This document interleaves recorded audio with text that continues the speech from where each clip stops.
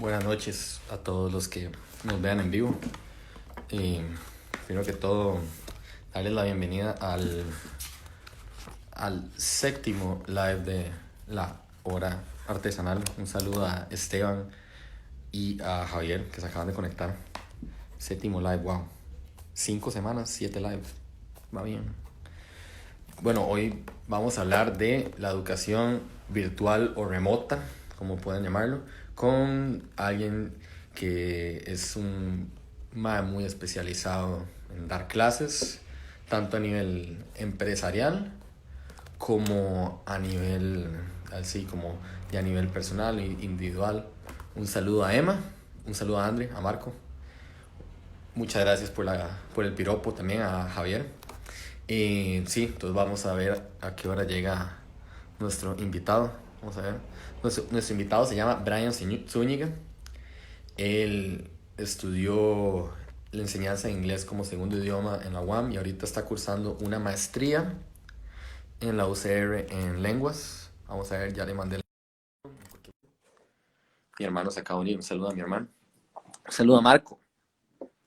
¿Cómo está Marco? ¿Cómo lo trata? ¿Cómo está Andre, la herediana? Un saludo. Brian, ¿cómo estás? Buenas, ¿cómo estás, ma? ¿Todo bien? Aquí, hoy muriendo de calor. Sí, está caliente, ¿verdad? Hoy Súper sí es un día caliente. muy, muy caliente y muy incómodo. A mí me incomoda el calor porque yo sí soy de los que me canso así, se me hace como así, como que voy en el aire así, y no aguanto más con el calor, ma. Entonces estos días estoy como un bochorno porque como que yo un Sí. toquecito y ya llega el calor todo el día, se queda el calor. Exacto, acá pasa justamente lo mismo. Parece que se va a venir un diluvio y realmente no llueve del todo. O llueve un poquito, entonces se viene este bochorno súper, súper ¿Dónde estás caliente. viendo ahorita? En Curridabat. Ah, bueno, pero Curry es un poquito más fresco. Sí, sí, sí, usualmente, pero cuando llueve y para, o después sale el sol en las tardes, ese tipo de cosas, se pone un poco pesado el calor. Brian, ya te presenté ante el público, pero no sé si quieres también presentarte vos y contar. Yo conté lo de que estudiaste enseñanza de inglés en la UAM, que estás cursando una maestría en la UCR. No sé si quieres también contar algo más.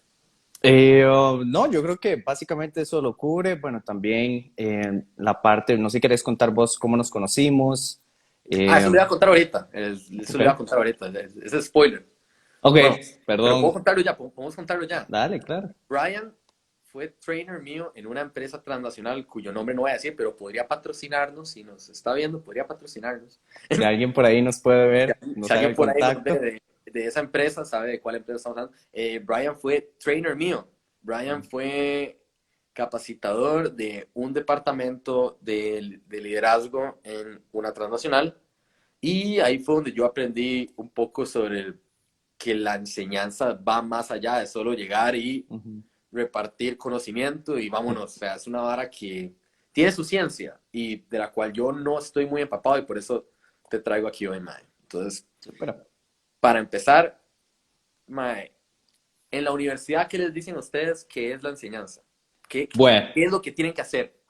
vamos a ver, la enseñanza cubre demasiadas áreas, ¿verdad? Es un área bastante grande. Si nos vamos a la definición como tal de la enseñanza, podemos definirlo como el proceso de socialización de los individuos. La enseñanza es esa institución social que permite, apoya el hecho de que las personas adquieran habilidades o adquieran conocimiento de alguna u otra forma. Ese es como el concepto como tal de educación, que todos cuando entramos a cualquier carrera de educación, de una lengua o de matemática, español, lo que sea, ese es el propósito, ¿verdad? Ayudarle a las personas a adquirir ese conocimiento, porque al final de cuentas la educación es un motor social. A través de la educación se logra el cambio social en cualquier área que vos querás. Entonces ese es como el concepto, tal vez un poco abstracto, pero eso es la educación, básicamente. Ok. Entonces, Mae, usted podría decir, basado en lo que, bueno, perdón, vos usted o vos no me cuadra. Mae, vos podrías decir entonces que cualquier persona puede educar sobre Pues, algún tema particular, pero no, o sea, no necesariamente ser educador, pero sí uh-huh. cualquier persona puede educar a alguien sobre alguna vara específica, no necesariamente tengo que ser un profesional en algo para llegar a Claro, enseñar algo. claro, porque ahí tenemos que hacer la diferencia entre lo que es la educación formal y la educación informal.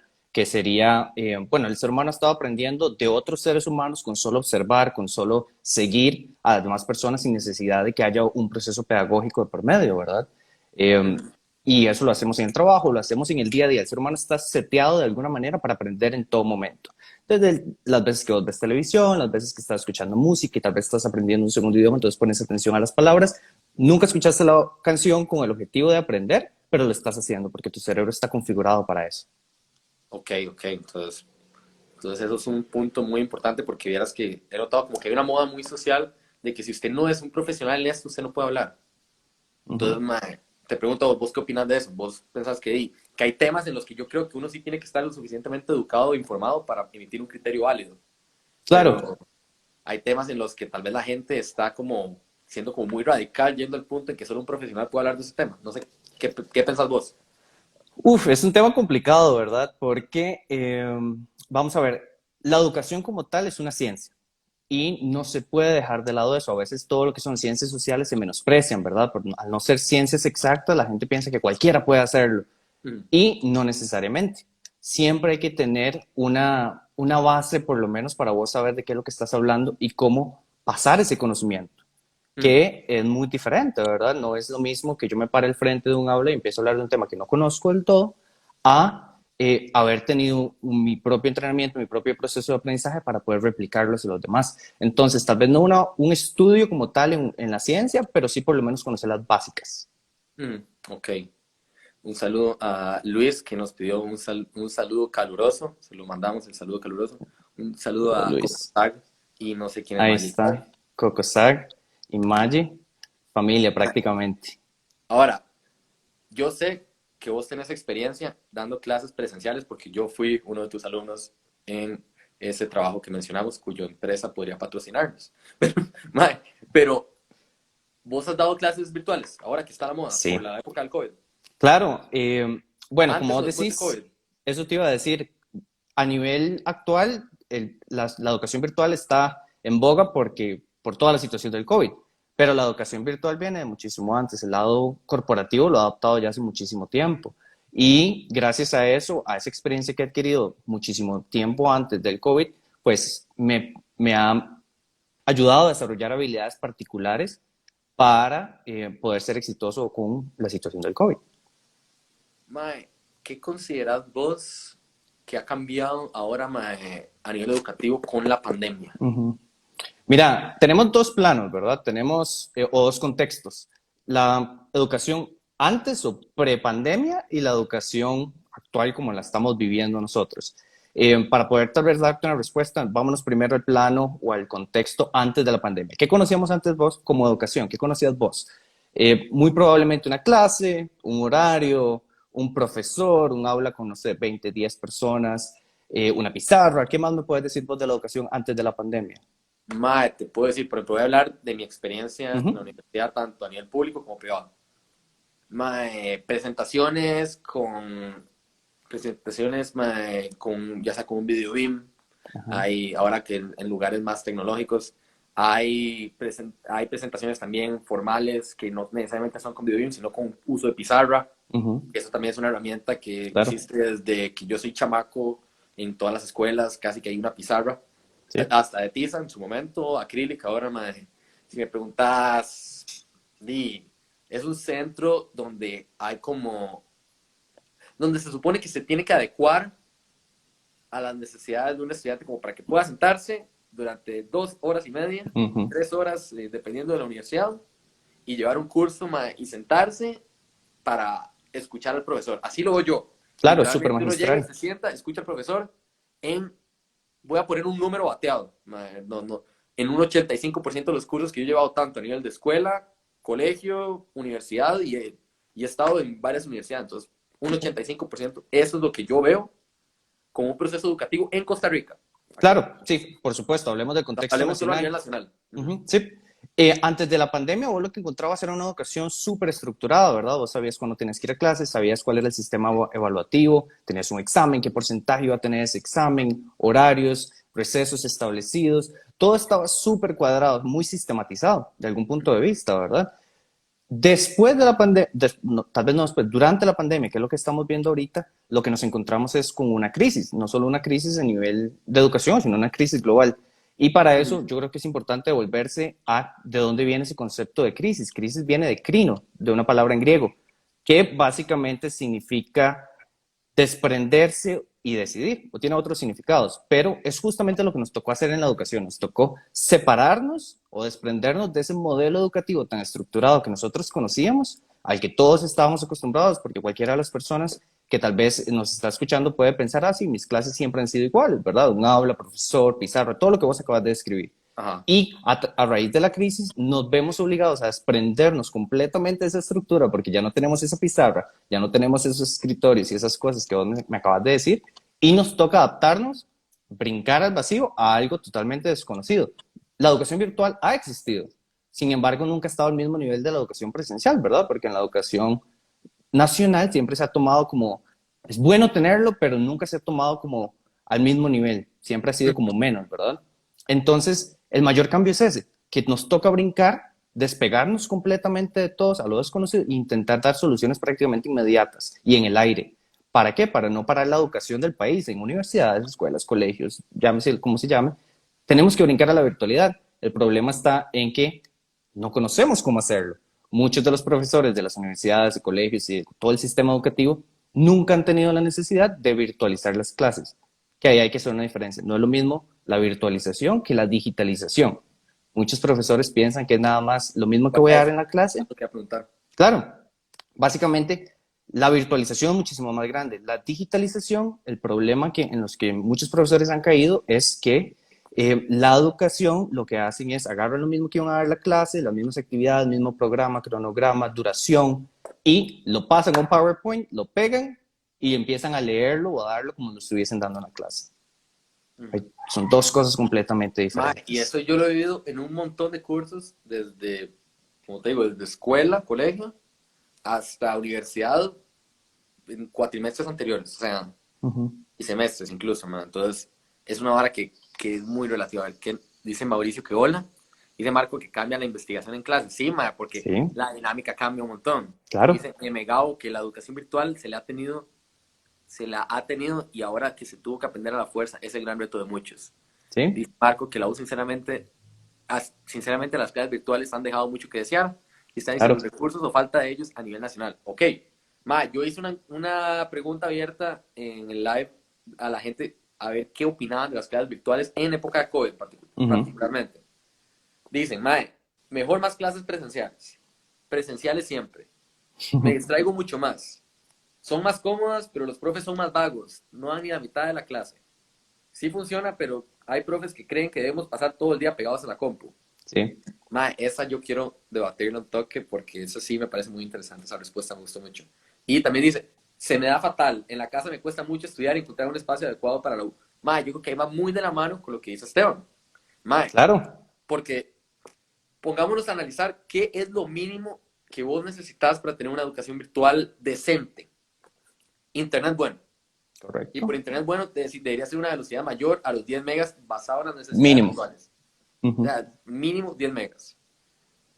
Una computadora que puedas abrir varios programas a la vez, o sea, que tenga un buen procesador o decente y una buena memoria RAM.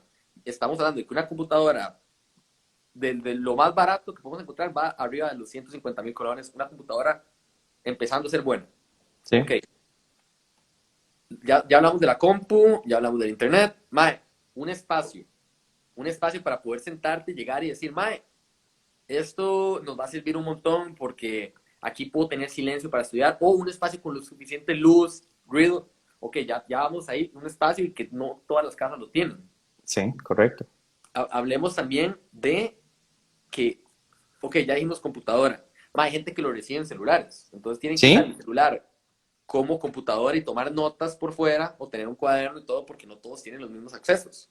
correcto. Ahorita, Perdón que dice, te interrumpa, son recursos completamente diferentes a los que estamos acostumbrados, ¿verdad? Uno iba antes a clases con un cuaderno, un lapicero, o a veces yo tenía compañeros que iban con una hoja, o a veces ni con hojas y solo con un lapicero, y no hacía falta nada más porque todo iba a estar ahí, la pizarra, el proyector, lo que fuese, estaba ahí. Ahora los recursos cambian como decís, se ocupa una computadora que tenga un buen procesador, una buena conexión de internet y por lo menos un espacio decente donde vos puedas llevar las clases.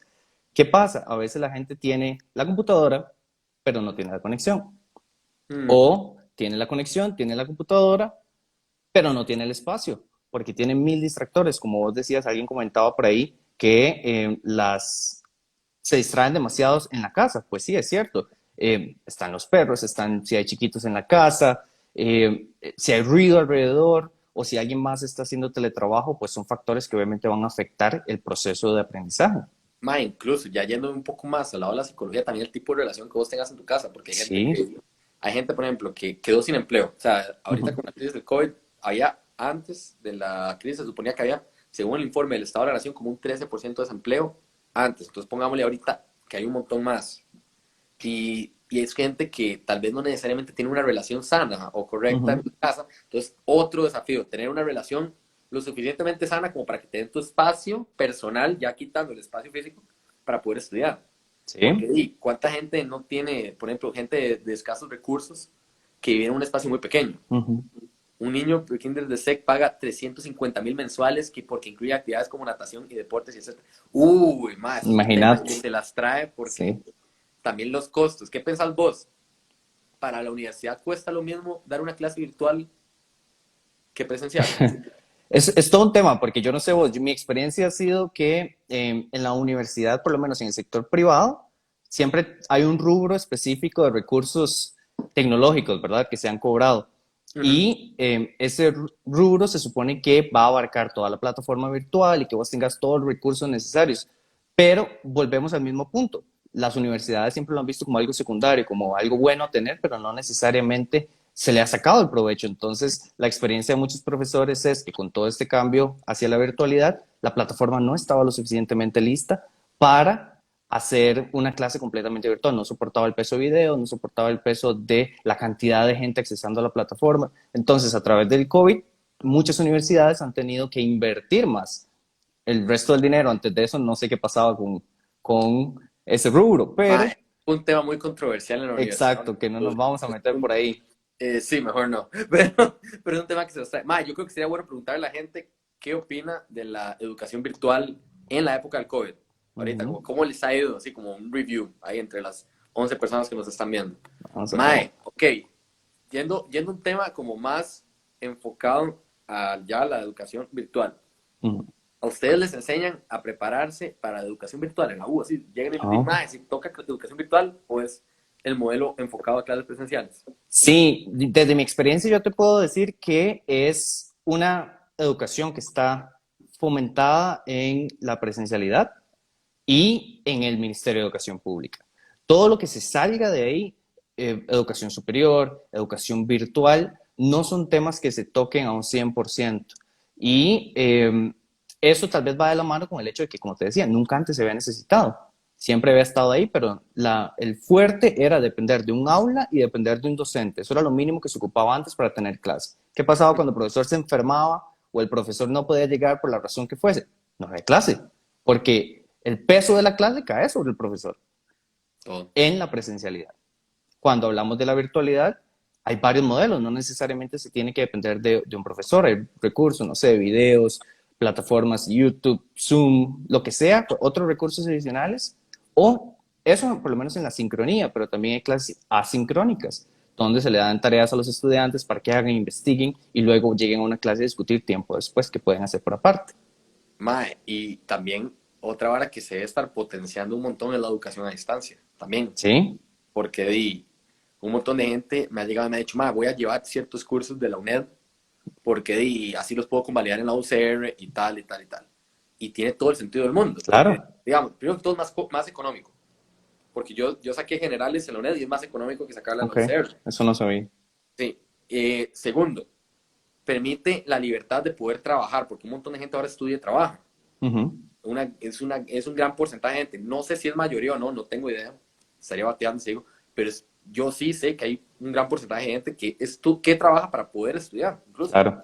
A ver, dice Esteban que el factor cultural tiene mucha influencia. Somos un país disciplinado para educarnos virtualmente. Yo voto porque no. porque de Correcto. niño nunca me prepararon para educarme virtualmente. Incluso, voy a ir más allá, de niño no había internet decente. Y estoy hablando de que mi Exacto. infancia puede ir desde el 97, cuando tenía 5 o 4 años, hasta el 2005, que me gradué, que supone que empecé a ser adolescente. Digamos, en el 2005 yo empecé a descubrir herramientas como Google. Mm, sí. En esa época estaba de moda redes sociales como MySpace, High Five, Ajá. High five. y es otro mundo. Y Sí. Skype era una llamada de uno a uno y a veces había que pagar si era ciertas Ajá. modalidades. Entonces, también, nosotros no teníamos las herramientas. ¿O No qué pensás teníamos las vos? herramientas, sí, no, definitivamente no teníamos las herramientas, ni siquiera solo de conectividad, sino también en dispositivos, ¿verdad? No es lo mismo hablar de celulares, un dispositivo tan básico como un celular, que ahora todo el mundo tenemos acceso a Internet súper rápido, o por lo menos la mayoría, a los celulares que tenías vos, o si tuviste inclusive celular cuando usabas Hi-Fi. Yo no sé vos, pero yo recuerdo que había un montón de páginas que no se podían abrir porque no cargaban, y las pocas que se podían abrir no tenían como una plataforma para dispositivos móviles, o sino que salía todo desordenado y un montón de cosas. Entonces no era que no se no era que no queríamos, sino que no se podía, no estaban los recursos. Entonces está la respuesta para Esteban. Hasta Exacto. ahorita podríamos llegar y decir, ¿cuándo salió el primer iPhone? No tengo idea, pero fue en la década. 2007. Eso es lo que iba a decir, fue como después, porque me acuerdo que fue en el colegio. Mae, a partir de ahí empezamos a evolucionar a nivel tecnológico, mae, Claro. en una gran forma y se expandió el modelo del smartphone. Ujú. Entonces, la computadora también tuvo que evolucionar porque el smartphone le quitaba cierto campo. Mae, es una vara que ha evolucionado demasiado rápido y de una manera súper rápida también, mae. O sea, dice Chelo que creo que la presencialidad es esencial para estudiar y aprender. ¿Por qué esencial? Pregunta. Para que la conteste. Ma, es lo peor, detesto las clases virtuales. Hay cursos prácticos que deben ser presenciales. Cursos prácticos. Ma, ¿qué pensás vos de cursos prácticos? Sí, es que... Sí, los cursos prácticos, por supuesto, hay muchísimas carreras que tienen laboratorios, que tienen cursos que requieren de la parte más motora. No sé, pienso en gente de odontología, pienso en gente de Ma, medicina, que si no están ahí es muy difícil que logren adquirir las mismas habilidades. Si vos me preguntas a mí, yo creo que el próximo paso a lo que vamos es a una combinación de las dos, de la te me adelantaste. presencialidad. Sí, la combinación de ambas, la presencialidad y la virtualidad, pero el mayor cambio es derribar un mito, ¿verdad? Porque antes, como hablábamos, la virtualidad se veía como menos, o se creía que era menos estructurado, se creía que era peor o mala, y ahora nos vemos lanzados a todo este cambio y vamos a tener que adaptarnos a verlos de uno a uno, donde en algunas cosas vamos a ocupar la presencialidad y otras cosas vamos a tener que hacerlas virtuales, por lo menos hasta que todo esto tome un mejor rumbo. Ma, tenemos demasiados comentarios, la gente está muy metida. Dice Sí, eso Gabo estoy que viendo. hay cursos, muy pocos, que sí se usan para usar la virtualidad, que sí se hacen usar la virtualidad. Incluso Ujú. en U privadas, usted ve que evalúan el docente, usó el campus, no. Sí, yo doy testimonio que en mi universidad, que es la Universidad Latina, ellos sí hacen una evaluación al profesor Sí, donde pregunta qué tanto usa el aula virtual. Entonces, claro, están pero como empujando tanto al estudiante como al profesor a rendir a nivel virtual, que sí. vamos a ver que son comentarios pequeños, así que leámonos. Me ha costado demasiado concentrarme. Siento que no estoy aprendiendo casi nada. Uf, eso, ahí voy para la siguiente pregunta. Justo lo que digo ya, no siento que esté aprendiendo nada. Mis cursos de mate son no es lo mismo. Yo tuve la peor Sí, experiencia con economía 1. Jaja, verdad, yo ahorita estoy llegando a un curso de sólidos y digamos que no es lo mismo que mi profe dibuje la columna o la viga a verla en vivo en el laboratorio. sí, Es jamás. imposible que todos los cursos sean virtuales, los más prácticos como mate, economía, física y área de la salud es el reto más grande. Igual siento que ciertas carreras sí están diseñadas y más, son muchos comentarios, así que voy a tener que saltarme algunos para poder seguir con... Pero, porque si no, En más... Nacional están las Pero, mismas, dice Chelo también. sí, concuerdo con Chelo. No, no es lo mismo preguntar, es más la clase que por compu. Ok, ahora te pregunto a vos como profesor, ¿cuál es el siguiente paso para un profesor que ha sido educado para clases presenciales ahora en época de pandemia? ¿Qué es lo que vos como profesor recomendás o pensás que es lo que el paso a seguir? Claro, mira, lo que yo considero que es esencial que los profesores hagan es tirarse a aprender cosas nuevas. ¿Por qué? Como vos lo acabas de decir, están acostumbrados a hacer las cosas de una manera, no sé, hablemos de un profesor que ha sido docente por 25 años y ha sido exitoso a lo largo de esos 25 años en clases presenciales, está acostumbrado a ser exitoso de una manera muy particular, ¿verdad? Con sus clases, planificación, mismas actividades. Ahora les toca innovar. Es una excelente oportunidad para innovar en los modelos de aprendizaje, hacer cosas como reducir el tiempo de clase. Es algo que algunas personas dirán, no, pero es que las clases no duran lo mismo, no es igual. El ser humano no puede estar sentado en una computadora poniendo atención 3 horas seguidas. Va a haber Más, algo sí. que lo va a despistar, lo va a sacar de concentración. Entonces, seccionar el contenido en temas primordiales, priorizar la calidad más que la cantidad. Los profesores tienen esta mala noción de que tengo que dar un montón de materia. Por supuesto, hay ciertas regulaciones y que los programas y cumplir ciertos objetivos y contenidos, es cierto. Pero desde la ciencia se ha visto que es muchísimo mejor tomar breaks pequeños o dividir la información en pedazos pequeños que sean más digestibles para que la gente, digeribles, perdón, Digeribles. digeribles, para que la gente los pueda comprender.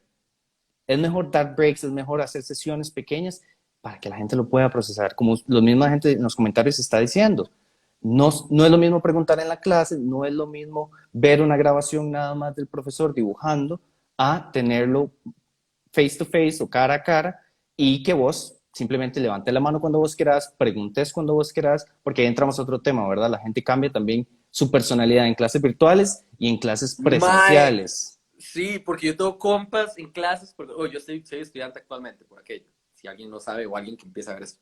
Mae, yo tengo compas que ahora preguntan. Antes nunca levantaban la mano y ahora preguntan.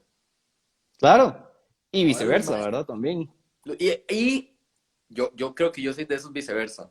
Ahora, yo preguntaba mucho presencialmente, ahora yo no pregunto. Uh -huh. Ahora yo soy como más callado, estoy tomando notas y soy como más callado. Entonces creo que hay cambios de las dos formas. Hay gente que está participando más, hay gente que aún sigue participando y hay gente que ya dejó de participar. Sí, Yo creo que también influye mucho el pánico escénico, man. El sí. pánico de llegar y decir uy, man, me están viendo. Brian, la palabra tal es así. Me están Y viendo y me están grabando, porque muchas de esas clases virtuales quedan grabadas también. digamos, en mi U, sí, el 100% están quedando grabados.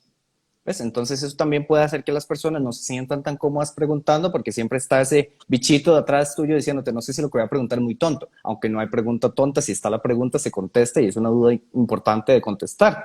Pero uno como estudiante siempre tiene eso, mejor pregunto después o mejor le escribo por aparte al profe porque qué vergüenza, ese tipo de cosas que en la clase tradicional o presencial uno nada más levanta la mano, pregunta y se contesta y listo.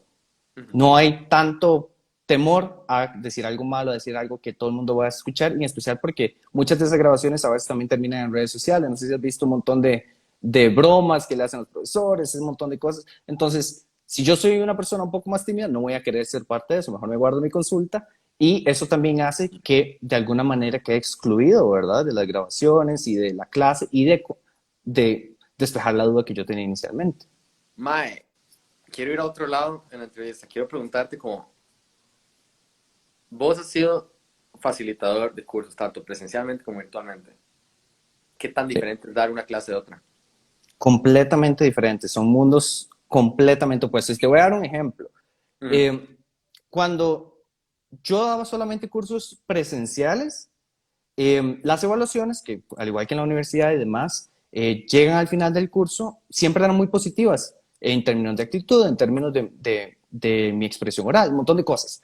Y cuando me pasé a dar mis primeros cursos virtuales e intenté hacer lo que hacían las clases presenciales, tuve un golpe al ego increíble, porque me di cuenta de que no podía hacer lo mismo. Las evaluaciones empezaron a llegar negativas, las evaluaciones empezaron a decir que tal vez el tono de voz no era el correcto, cosas que yo nunca le había puesto atención. Entonces me tuve que dar a la tarea de adaptarme, que es justamente lo que los docentes les tienen que hacer ahorita, adaptarse a este nuevo cambio. ¿Por qué? ¿Qué va a pasar con esas clases virtuales? Yo ya no voy a poder ver a la gente, no voy a poder, vos sabes que en la clase presencial uno puede pues, hacer contacto visual, puede Mae, ver si es la gente que, se está durmiendo, un montón de cosas. En las clases presenciales, eso no, en las clases, perdón, virtuales, eso no puede vale, pasar. La gente está en mute, la gente a veces no pone la cámara o no le gusta o no puede, la razón que sea, y yo no puedo tener el mismo contacto que tenía con la gente con solo la mirada o con solo los gestos. Ahora todo recae sobre la cámara y mi tono de voz, que son las herramientas claves para la educación virtual, que en la presencial no es que no fuesen importantes, pero acá van a tener un peso muchísimo más grande. Mae, Andre es profesora. Entonces, mae, quiero leer la opinión de ella. Uno como docente se tiene que adaptar a la situación y las condiciones de los estudiantes para conocer la forma de ser del grupo y de estudiantes, para saber la manera en la que pueden participar. Claro, y es un punto Mae, súper válido que nos lleva completamente de acuerdo. a otro aspecto, que es la personalización de las clases. André sabe, Andrea, sí, ¿verdad, Andrea? Sabe Andrea, que antes tal vez uno preparaba contenido, si tiene varios grupos del mismo tema, uno prepara contenido con los mismos objetivos y tal vez mismo presentación, mismo lo que sea, los recursos de la misma manera, pero en la virtualidad cada grupo va a tener una personalidad todavía más marcada y ocupamos hacer la educación muchísimo más personalizada, porque es muy fácil ver que ciertas personas participan y otras no, y tal vez en medio de la conversación es más fácil poner atención a las 5 personas que sí participan y no a las 10 que nunca participaron en la clase.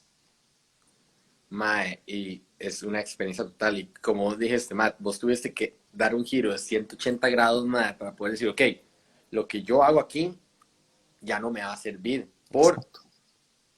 o lo que estábamos mencionando, es por gente que está distraída, gente que tiene mucho que hacer. O sea, hay gente que hasta cocina mientras trabaja y ¿Sí? hace de todo. Entonces, y mientras rindan, yo creo que ninguna empresa le va a decir nada de uno. O sea, Correcto. bueno, a cualquier empleado que esté trabajando remotamente. Porque al final todo se basa, por lo menos la manera en la que hemos sido educados en resultados. Si vos llegás y sos una persona que no participa nada de todo, te va bien. Y te va bien, perdón, nadie te va a decir nada, pero te pregunto a vos, ¿eso es suficiente para decir que estás cumpliendo con tu educación? Una buena nota. No, definitivamente en la educación virtual también llega a cambiar eso, el tipo de evaluación. En la educación presencial tomaba mucha importancia la parte sumativa de la educación, notas de exámenes, notas de tareas.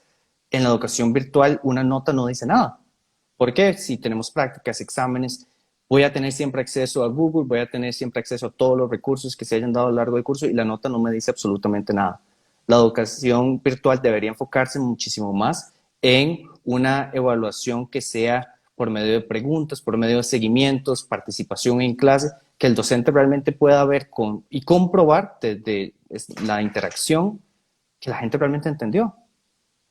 La nota no me dice absolutamente nada. Y es tal vez uno de los cambios más importantes también en la educación virtual, porque le permite al docente realmente enfocarse en que la gente entienda, que la gente le esté siguiendo y no en números.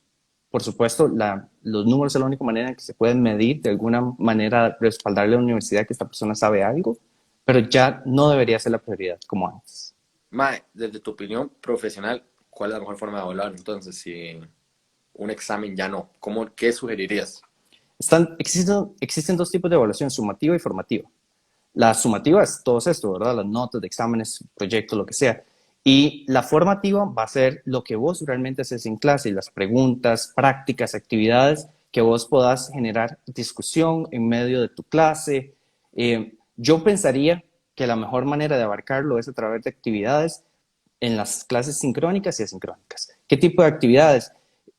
Búsqueda, no sé, que vos le digas, les des una serie de consultas a los estudiantes y vos les digas, mira, tomate 2 días, 3 días para darle respuesta a esto, por Ok. medio también de reseñas, si es un texto que entendió esa persona que redacte o que luego venga y me cuente o a los compañeros qué fue lo que entendió y de esa manera ya no es simplemente copiar y pegar, es que vos desde lo que leíste y entendiste me contés qué hiciste o qué te quedó de esa lectura, básicamente.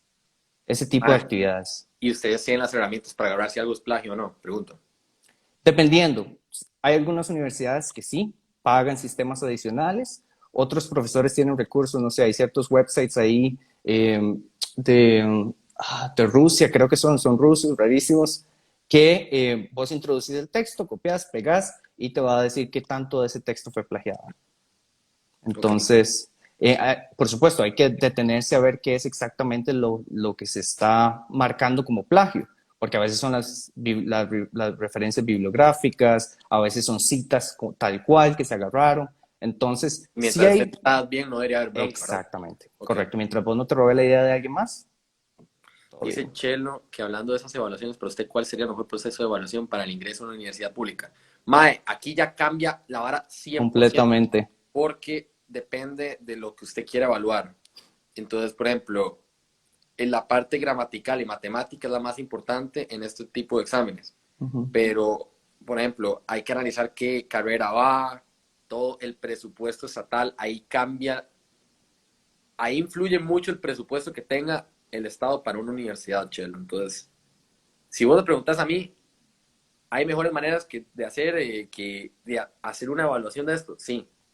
¿Que de examen de admisión? Sí, que es un examen que ya está como, ¿cómo decirlo? No, Están las últimas. es un examen que ya no está adecuado a la época moderna, pero es el filtro suficiente para que el Estado permita el ingreso de la cantidad de estudiantes que ellos desean y permiten mantener la economía de la universidad, sobre todo.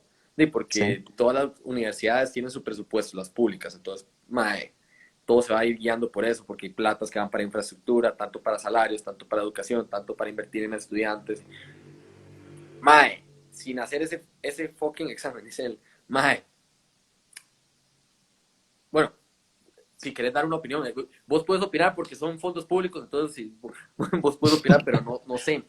Es un tema que se las trae mucho y que podemos Sí. tocarlo otro día, pero ¿qué pensás vos, médico?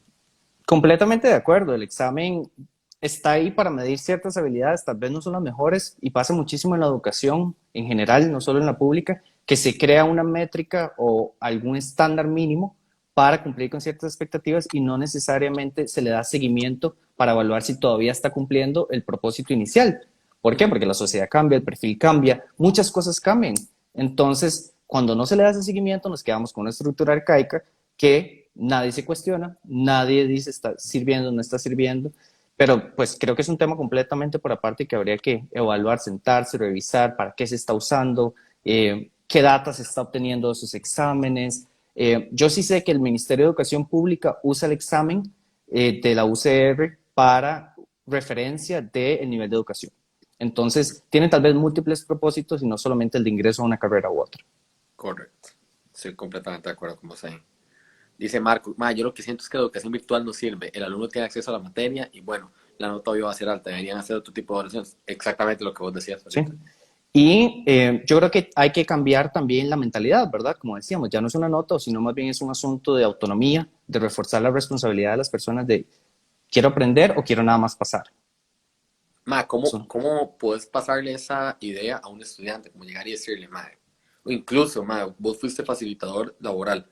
¿Cómo puedes pasarle esa idea a un empleado o a alguien como, hey, al final vos no, si te sacas un 100 todo bien, pero esta vara va más allá de ese 100. Claro. Tienes que rendir a nivel académico, a nivel laboral, a nivel profesional. O sea, ¿cómo se lo pasa un profesor? Les enseñan eso, ¿no? Sí, es parte de la evaluación y de la preparación, más bien.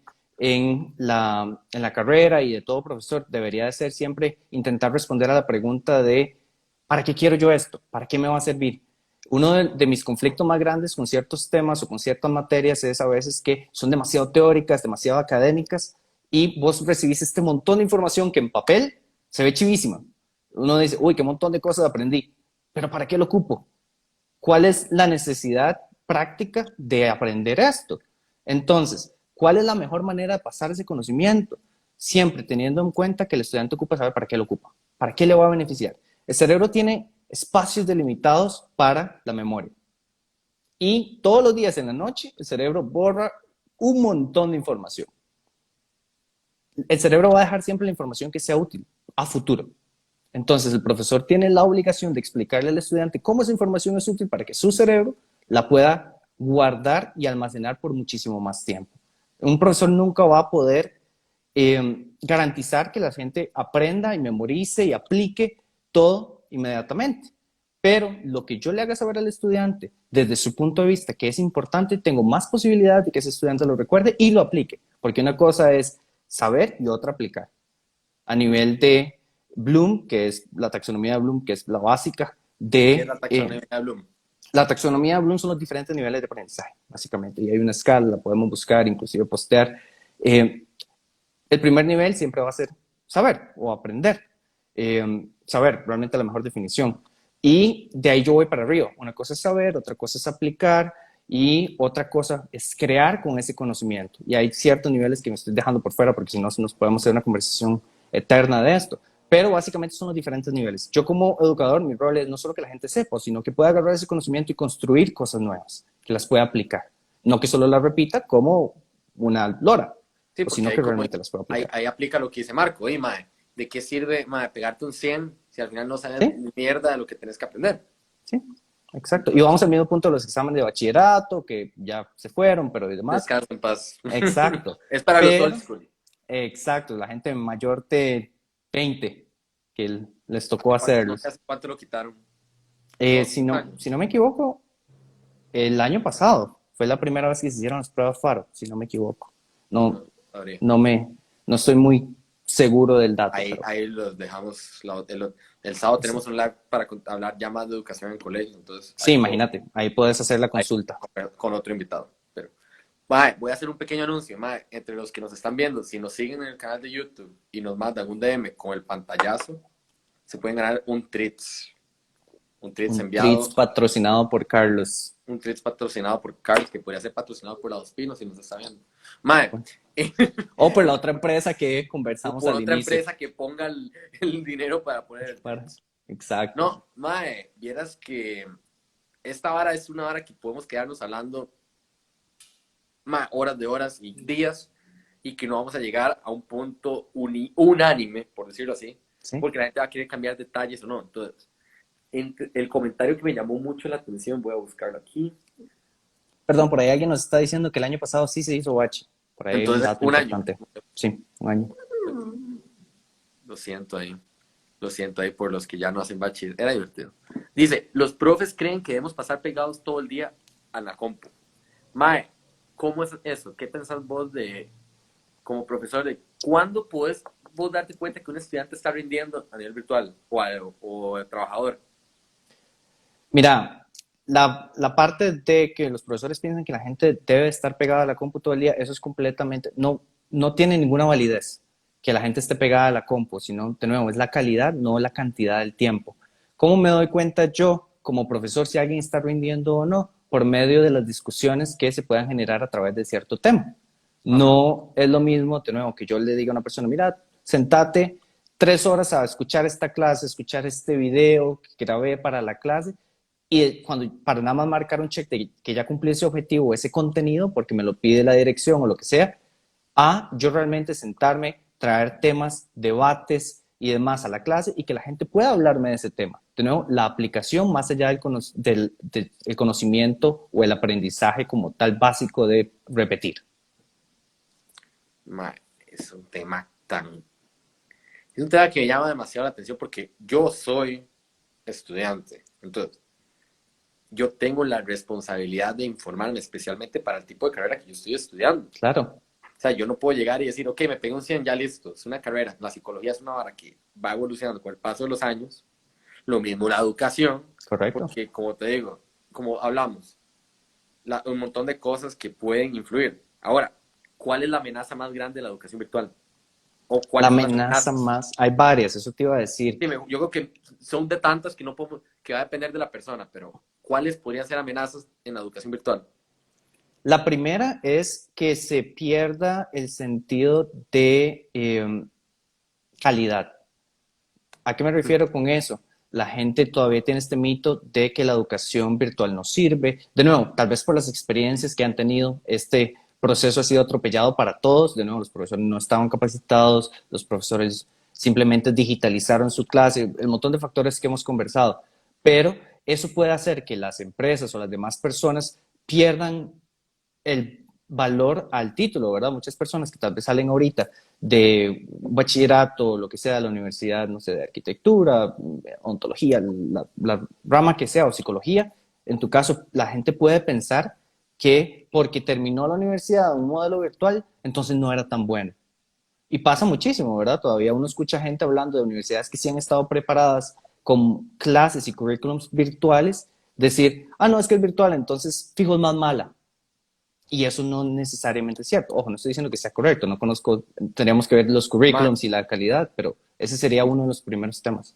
y vos que tocaste algo de la evaluación, ya hay una universidad aquí a nivel privado que se encuentra por el periódico La República, cuyo nombre no voy a decir, mae, que ellos mismos anuncian que ya no evalúan con exámenes. Ujú. Mae, es un tema que ahora incluso la misma gente ya se está dando cuenta que la educación va más allá de una nota, porque, Ujú. Brian, ¿cuántas veces vos no te pegaste un 100 y vos sabías que el compa que se pegó un 80 sabía más que vos? Sí, por supuesto. Los exámenes no evalúan absolutamente nada más que la memoria. Y eso ha estado claro por Y muchísimo está tiempo. comprobado, podrías decirlo. Sí, claro, por Hay supuesto. pruebas, ok. ¿Por qué? Porque vos como psicólogo también sabes que hay muchísimos factores que pueden influenciar el estado anímico de una persona en el día del examen. Yo puedo ser genial, puedo ser el mejor, puedo haber estudiado, puedo haber hecho absolutamente todo lo que tenía que hacer para sacarme un 100 en el examen, manejado el tema así. Y resulta que el día anterior en la noche, no sé, me dieron una mala noticia de alguna clase, entonces tuve que salir corriendo, tuve que salir a buscar a otra persona. No sé, pasé la noche fuera de la casa por la razón que fuera. Llego al día siguiente a hacer el examen a las 10 de la mañana y no dormí nada, entonces estoy cansado, mi cerebro no procesa la información de la misma manera y por más que yo haya tenido todo a mi favor para tener una buena nota y porque tenía el conocimiento, no pude plasmarlo en el examen por la situación que tuve el día anterior. Ma, y es que cualquier vara puede influir a Oh, nivel perdón, ese es personal. mi perro, dame un segundo, perdón. Uf, enséñalo, preséntelo Aquí está, ay, un salchicha a para los los que lo Instagram ven. videos. Uy, parece Miseus. Sí, es parecido en ¿Cómo se realidad, llama? perdón.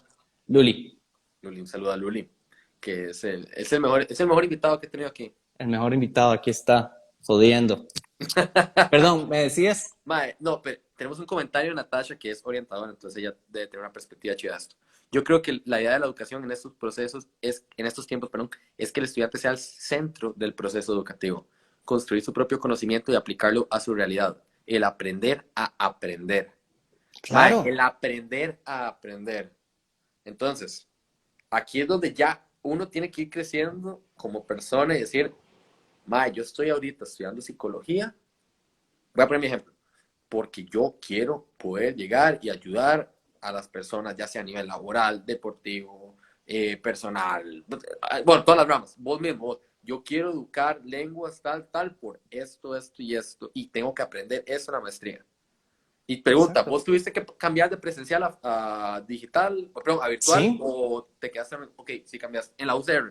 en la UCR, correcto. Okay. Sí, este semestre tuve las primeras clases presenciales y inmediatamente pasamos a la virtualidad, a diferencia del grado que tuvo, creo que en el grado sí hubo una pausa en las primeras semanas, hasta después de Semana Santa que se retomó, en el posgrado no hubo ninguna pausa, entonces las clases siguieron completas en virtualidad y que, como hablábamos ahora, ¿verdad? Los profesores no estaban listos, los profesores no sabían cómo usar las herramientas y lo mismo pasa exactamente lo que comentábamos de que algunos profesores son muy buenos en la parte presencial y tal vez no tanto en la parte virtual, no porque no puedan transmitir el conocimiento, o sino porque no están relacionados con las herramientas de trabajo virtual. Man, y es que qué rajado, porque seamos sinceros, imagínate vos trabajando 40 años con una modalidad, 40 años así, que nada cambia, que vos vas, un ejemplo, profesor de colegio, de lunes a viernes tal, y que la nada tenga más remoto. ¿Sí? Y que los cambios han ido poco a poco, paulatinamente, dentro de la gran evolución que mencionábamos antes en el live. Uh-huh. Por ejemplo, porque uno tiene chance de irse adaptando, ok, llegó el iPhone, ¿cómo funciona el iPhone? Ok, tal. Pero ahora fue como, boom, vaya a Zoom, vaya a Teams, vaya a cualquier otra herramienta digital, vaya a la mediación virtual, mae, Sí, de una, exacto. sí, fue como, tome.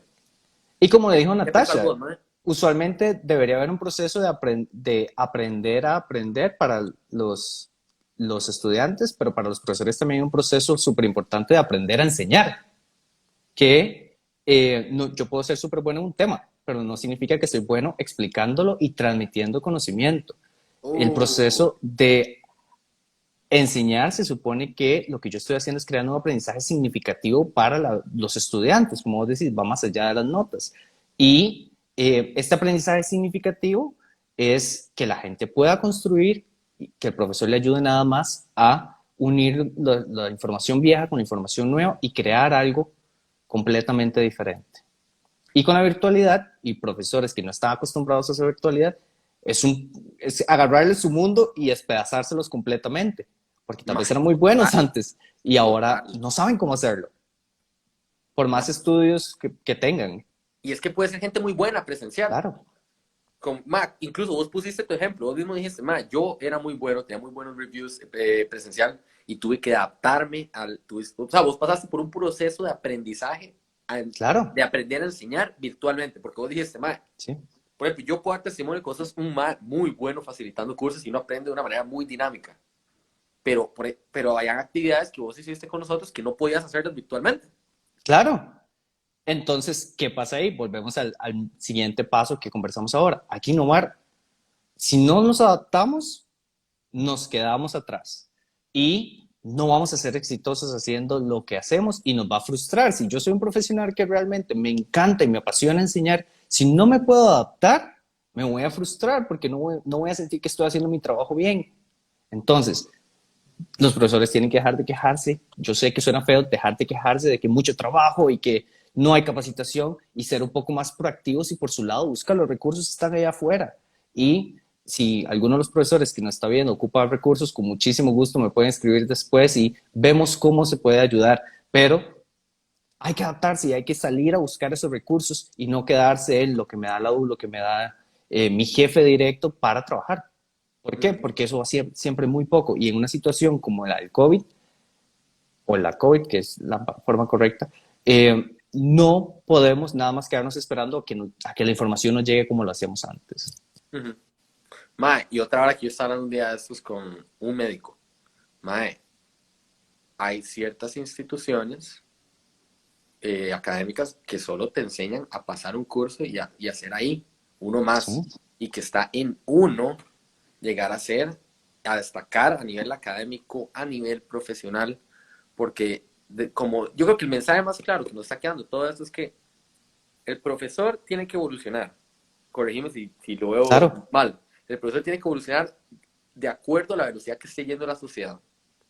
Correcto. Por ejemplo, ahorita estamos yendo virtual y todos los profesores tienen que aprender de manera virtual, por lo menos a nivel nacional, hablemos a nivel nacional. Y los estudiantes tienen que aprender a agarrarle el interés, es lo que yo veo. Sí. Porque por algo están estudiando eso. Y si no les gusta lo que están estudiando, van a tener que tratar de encontrar el propósito. Entonces, hay gente, como dijo Chelo, que quieren pasarse de carrera. Entonces, van a tener que ponerle a esa carrera por mientras para pasarse. Sí, y aprender de esas experiencias. Perdón que te interrumpa. Muchas personas en el paradigma viejo pensaban en yo estoy en esta carrera y ocupo nada más notas para pasar y no veían una experiencia de aprendizaje. Cuando vos agarras de esos cursos tal vez de las carreras que no es tu objetivo final, la gente que se quiere pasar en los cursos que está llevando, hay algo que puede aprender y hay habilidades blandas y habilidades técnicas que tal vez pueda agarrar y llevarse a su nueva carrera y eso le va a dar un valor agregado, adicional a su experiencia. Entonces creo que es un punto también importante a rescatar y va de la mano con el aprender a aprender, ¿verdad? Va más allá de una nota por pasar, o sino más bien, ¿qué puedo aprender yo de cada uno de esos cursos que estoy llevando? Tal vez no la parte teórica, pero sí las habilidades. Nos quedan 5 minutos. La semana pasada demasiado rápido. Siempre digo eso, pero es que es en serio que se pasa súper rápido. Sí, se va súper rápido. Vayamos cerrando un poquito el tema. Ya dijimos las amenazas. ¿Cuáles son las oportunidades o los grandes beneficios de la educación virtual?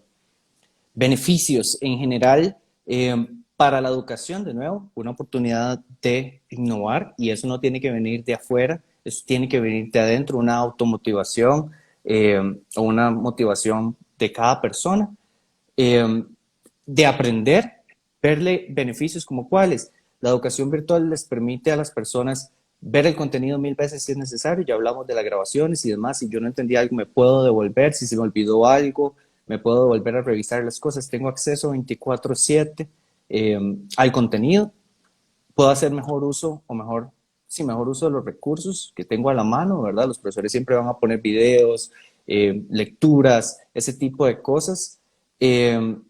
También van a haber ciertas limitantes, por supuesto, pero por lo menos puedo también pensar en la parte de que me estoy ahorrando cierto dinero, no, tiempo también, el tiempo que duraba antes tal vez una hora y media yendo a la universidad, empresas en este país, los puedo invertir revisando, profundizando en algún tema desde mi casa.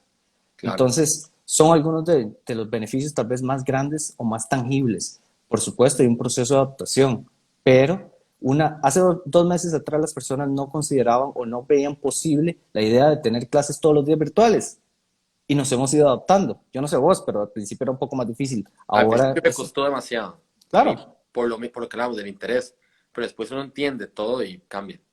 sí, porque hay un mayor sentido de responsabilidad, que es también otro de los beneficios. Cuando uno va a clases presenciales, uno va, se siente y pasa metido en el celular, pasa haciendo otras cosas y no necesariamente poniendo atención. Acá es poner atención y sacar la información que realmente es útil para mí. Dice Marco que sí es trainer de una transnacional, ¿verdad? No, no es trainer de esa transnacional. De Esteban otra. es de otra, exacto. Adaptabilidad a las competencias más requeridas en tiempos de COVID, en nuestra nueva realidad.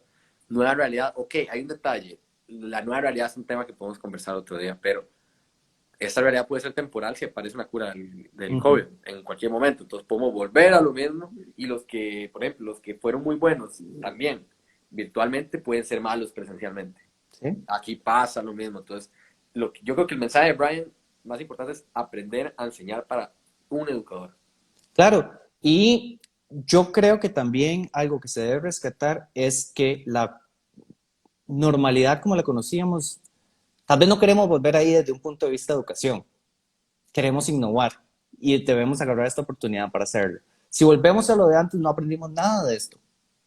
Tenemos que agarrar las cosas que aprendemos de toda esta experiencia y unirlas y mezclarlas con la presencialidad que ya conocíamos antes. Claro.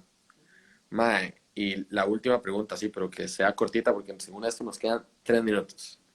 Dale. Mae, ¿cuál es dijimos oportunidades y amenazas? Ujú. ¿Y qué crees que se puede mejorar ahorita en lo que vos has sido estudiante? Por lo menos como estudiante, ¿qué crees que se puede mejorar aún en 1 minuto y medio? ¿Qué creo que se puede mejorar? La flexibilidad, como te decía, en tiempos, eh, aprender a enseñarle a la gente cómo voy a yo utilizar esa información, no tirarle un montón de data solamente porque tengo que hacerlo y aplicar lo que hablábamos de storytelling o contar historias, agarrar ese contenido y empezar a decir, a contar la información a la gente como si fuese una historia. El ser humano está programado para recordar esas historias y utilizarlas. ¿Qué pasa con esas historias que nosotros nos cuentan? Las historias en general, ¿verdad?